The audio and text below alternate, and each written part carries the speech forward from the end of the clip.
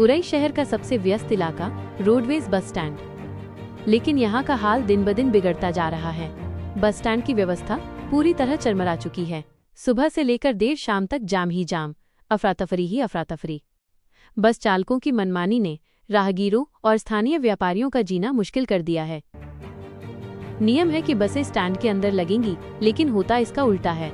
दर्जनों बसें सीधे सड़क पर खड़ी कर दी जाती हैं। सवारियों को चढ़ाना और उतारना वहीं से होता है। ऊपर से ई-रिक्शा चालक भी सड़क किनारे कतार बनाकर खड़े हो जाते हैं और नतीजा सड़क पूरी तरह जाम। स्टैंड की क्षमता लगभग 100 बसों की है, लेकिन चालकों की मनमर्जी के चलते हर वक्त 5 से 6 बसें बाहर सड़क पर खड़ी मिल जाती हैं। इन बसों के कारण न सिर्फ छोटे वाहन फंस जाते हैं, बल्कि आम जनता घंटों तक जाम में कैद हो जाती है। आसपास के दुकानदारों की कमाई पर भी सीधा असर पड़ रहा है। उनका कहना है कि जाम की वजह से ग्राहक तक दुकानों तक नहीं पहुंच पाते और कारोबार आधा रह गया है। ये हाल कोई एक दिन का नहीं है, बल्कि रोजाना का है। सुबह से शुरू हुआ जाम देर शाम तक जारी रहता है।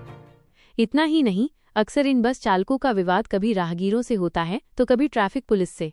कई बार चालान भी किए गए, चेतावनी भी दी गई, लेकिन नतीजा ढाक के 3 पात।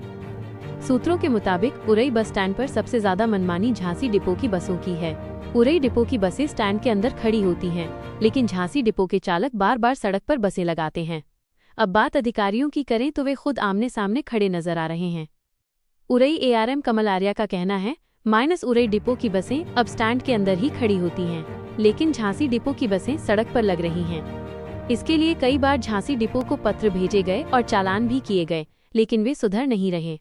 वहीं झांसी एआरएम रामदास सोनकर का कहना है, झांसी डिपो की कोई भी बस सड़क पर खड़ी नहीं होती।